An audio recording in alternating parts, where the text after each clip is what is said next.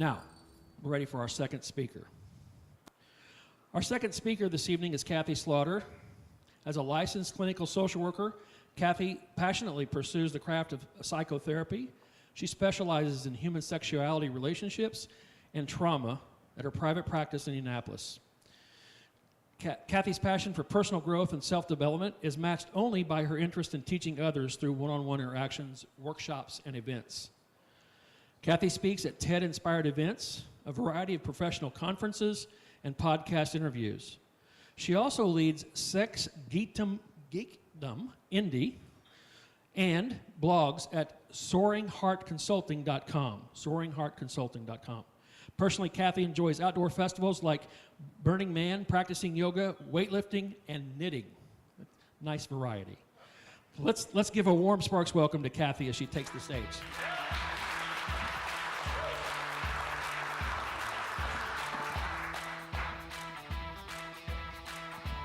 All right, so who among you likes to talk about science? Who among you likes to talk about sex? Good, I have the right audience in front of me because tonight we're going to talk about the science of sex. And before I go any further, I want to draw your attention to this book called Come As You Are. My talk is basically drawn from this book. If you have a female body, or you in a relationship with someone with a female body, buy this book. $15 on Amazon, cutting edge neuroscience on how female sexuality works. She's a great writer. It's a fantastic read. Go for it. So first, I'd like to talk about the sex drive. But I can't talk about the sex drive because it doesn't exist. Unlike the drive to sleep, to eat, to drink, we do not have a basic survival drive to have sex. You will not die if you don't get laid, okay? So the sex drive does not exist. It's just not a thing. Stop talking about it. The second myth I want to bust is the idea that there's only one kind of desire that is valid or that counts. And I'm talking about the kind of desire that we see in pornography, in romance novels, and honestly in any romantic comedy you've ever watched. This is the spontaneous type of desire, which is basically, whoa, you look good. I'm turned on now. It's sudden, it's abrupt, it's out of nowhere, it's spontaneous.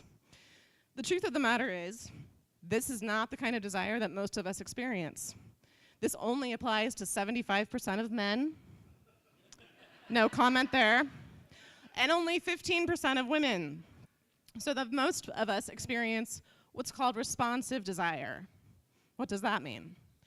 That means in the right context, your partner sidles up to you, they wrap their arm around you, they start stroking you gently, and somewhere between affection and groping, you get turned on.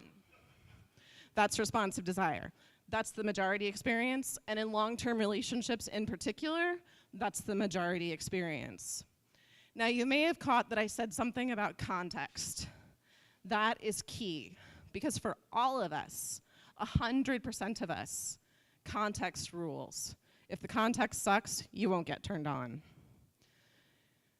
Here's the next myth I want to bust, and that's the idea that lubrication or erections equal desire. That could not be further from the truth. Genital response is down here. Desire and arousal is between your ears.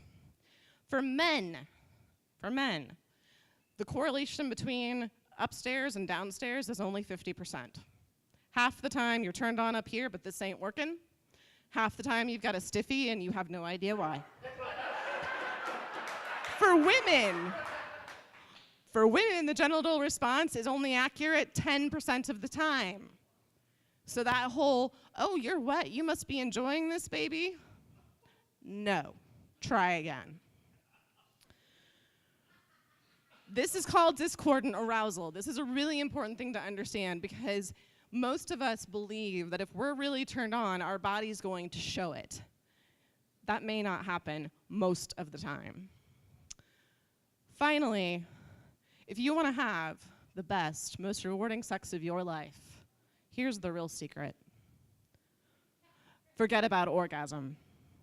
The new paradigm is desire, pleasure, and satisfaction. So tonight, go get some satisfaction.